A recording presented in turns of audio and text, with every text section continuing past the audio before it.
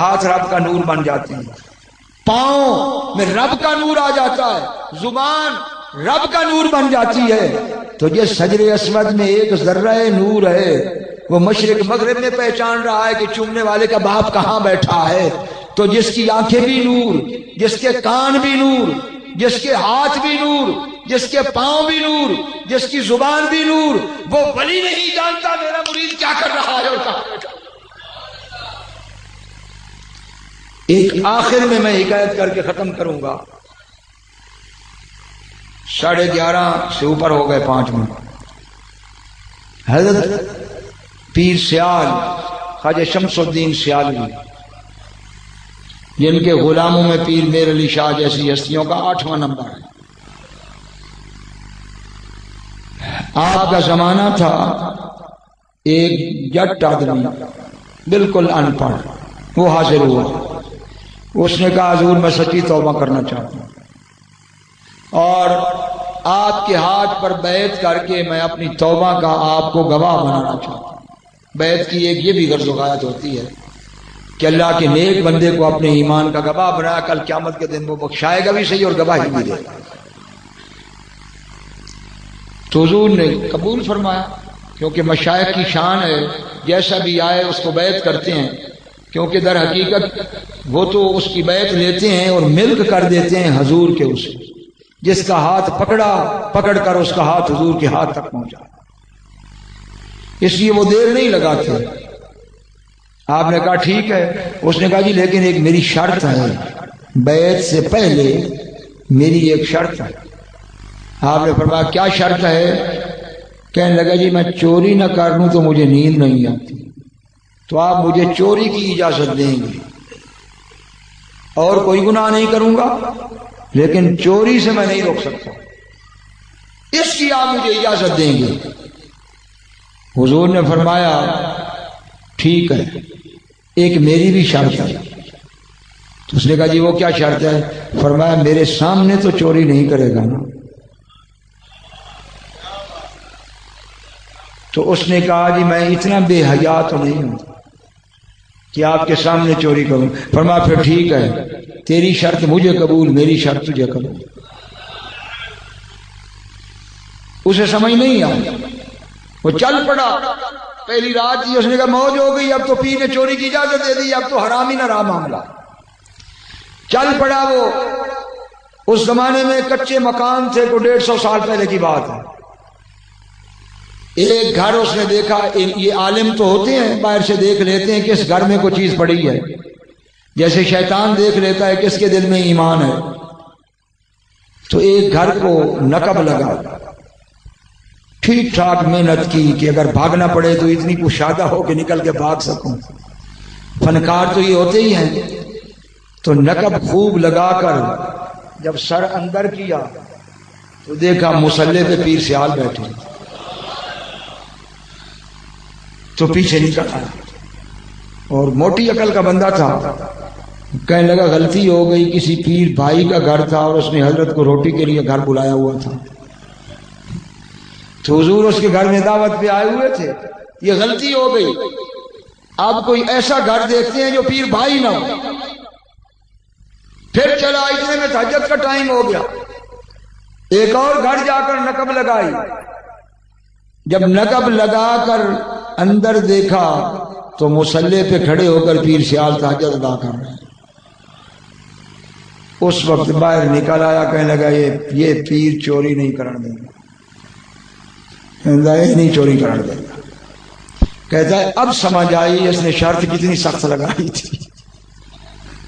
تو کہنے لگا اب یہ تو بات پکی ہو گئی، چوری تو یہ کرنے نہیں دیتا، چلو چوری سے بھی توبہ کرتے ہیں۔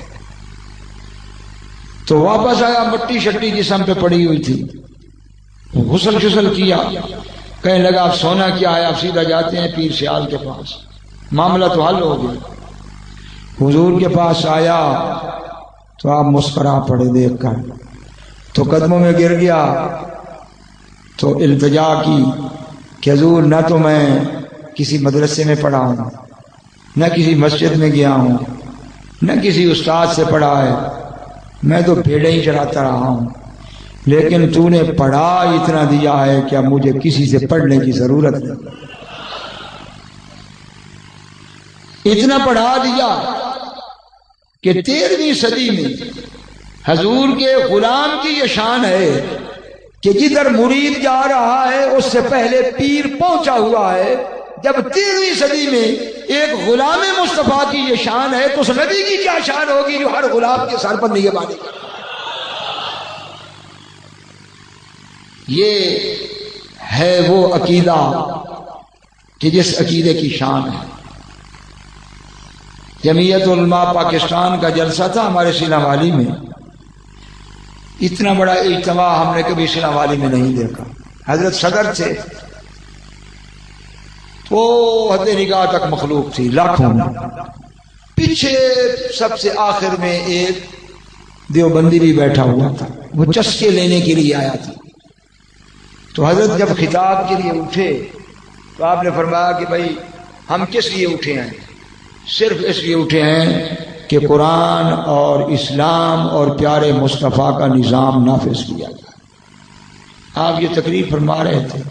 وہ جو پیچھے بیٹھا تھا نا, اس نے ایک بندے کو کہا کہ یہ بتا کہ تیرے پیر کو پتا ہے کہ کون کون یہاں آیا ہوا؟ اتنی جو مخلوق آئی ہوئی ہے, کثرت مریدین کی ہے, تو تیرے پیر کو پتا ہے کہ یہاں کون کون آیا ہوا ہے؟ تو وہاں سے خطاب کرتے ہوئے حضور نے موضوع چھوڑ دیا اور وہیں سے فرمایا کہ جو پیر 24 گھنٹے اپنے مرید کو پہچانتا نہیں اسے کوئی حق حاصل نہیں کہ وہ مرید کی بیعت لے. اور وہ شخص ساری زندگی مرتے دم تک جمعہ سیال شریف میں پڑھتا رہا. اس قدر اس کا عقیدہ پختہ. آپ نبی کی حیات کی بات کرتے ہیں. میرے ایک بزرگ تھے, چچا تھے, رمضان شریف میں فوت ہوئے. اس رمضان شریف میں نہیں, کوئی 2 سال پہلے کی بات. اور میرے پاس وہ تعزیت کے لیے آئے. ایک بزرگ کی تعزیت انتقال ہوا تھا, تو کھانا کھا رہے تھے تو کہنے لگے میں ایک بات لے کے پھر رہا ہوں, آج تجھ کو بتاتا ہوں. میں نے کہا بتائیں. کہنے لگے 17 رمضان کو میرے پیر کا وصال ہوا, تو میں بوڑھا آدمی تھا تو ان کے جنازے پہ نہیں جا سکا, نہ ہی کل شریف کے ختم پہ میں جا سکا. تو پھر 21 رمضان آ گیا. ہمارے گاؤں میں کوئی مسجد میں اعتکاف بیٹھنے والا نہیں تھا. میں نے کہا یہ سنت نہ رہ جائے, تو میں خود اعتکاف میں بیٹھ گیا. کوئی 4 دن ہوئے تھے حضرت کو وصال فرمائے ہوئے. تو کہتے ہیں میں گرمی کا موسم تھا تو صبح چاش کے وقت مسجد کی دیوار کے سائے میں بیٹھ کر قرآن کریم کی تلاوت کر رہا تھا. تو میرا وضو ٹوٹ گیا, تو میں نے زمین سے تنکا اٹھایا کہ ورق الٹتا رہوں گا اور سورت پوری کر کے اٹھوں گا. جٹ لوگ اس طرح کرتے ہیں کہ بھول نہ جاؤں کہاں تک میں نے پڑھا. میں نے تنکا اٹھایا, کہتے ہیں خدا کی قسم مسجد میں میرے پیر سیال تشریف گیا. شیخ الاسلام نے فرمایا وہ پیر بھائی کی کر رہے ہیں بغیر وضو کے قرآن کی تلاوت؟ وضو کے بغیر قرآن کی تلاوت کرتا ہے. کہتے ہیں اس طرح مجھے روب سے کہا کہ مجھے خیال ہی نہیں رہا کہ میرا پیر وصال فرما چکا. میں بھاگا وضو کی جگہ پہ, وہاں پہنچ کر مجھے ہوش آیا کہ میں نے تو پیر کے قدم کو چومنا تھا, لیکن میرے پیر چلے گئے. کہنے لگا لوگ کہتے ہیں کہ پیر فوت ہو گیا. جو پیر مرنے کے بعد وضو کے بغیر قرآن نہیں پڑھنے دیتا وہ اور کون سا عمل ہے کہ جو شریف. یہ تو غلامان مصطفیٰ کی شان ہے, تو اس محبوب کی شان کیا ہوگی؟ بشرطے کہ عقیدہ درست ہو, صاحب محبت ہو. یہی عبد الوہاب شعرانی طبقات کبریٰ میں کہتے ہیں کہ حضور فرماتے ہیں کہ اسماء لأہل المحبت وعارفهم, کہ جو غلام مجھ سے محبت کرتے ہیں میں ان کی گفتگو کو سنتا بھی ہوں, ان کے چہروں کو دیکھتا بھی ہوں اور انہیں رب سے بخشواتا بھی ہوں. آپ فرماتے ہیں کہ ایک وقت کا امام باز کر رہا تھا تو دوران واز جھوم کر اس نے یہ عربی کا شعر پڑھا کہ محمد بشر لا کالبشر کل یاقوت حجر لا کل حجر. جب رات سوئے تو سرکار نے فرمایا کہ تو وہاں جھوم رہا تھا، میں سن کر قبر انور میں جھوم رہا تھا، اور میں نے اللہ تعالیٰ سے تجھے بھی بخشوا دیا اور تیرے واعظ میں جتنے موجود تھے سب کو بخشوا دیا. یہ ذکر مصطفیٰ کی شان ہے. اور اب تو یہ معاملے اٹھتے جا رہے ہیں. سیرت پہ بڑی کتابیں ہیں، فضائل پہ بڑی کتابیں ہیں. آپ کسی لائبریری میں داخل ہیں، فضائل فضائل فضائل سے بھری پڑی ہیں. کمی ہے تو ان کتابوں کی کمی ہے جو حضور کی شان، حضور کی صورت، حضور کے حسن، حضور کے کمالات کا تذکرہ ہے. میں آپ کو ضمانت سے کہتا ہوں، اگر کوئی علم سے مس رکھتا ہے کہ سیاستہ کی ساری حدیثیں اٹھا کے دیکھ لیں، کوئی ایک بھی صحابی ایسا نہیں جس نے پہلے سورت مصطفیٰ کا ذکر کیا پھر سیرت مصطفیٰ. یہ کوئی صحابی نہیں جس نے کہا کہ سیرت ہی اور سورت میں ذکر کی ہو. برا ابن عازب ساری زندگی یہی کہتے تھے کہ ما رأیت ذی لمۃ فی خلۃ حمراء احسن من رسول اللہ.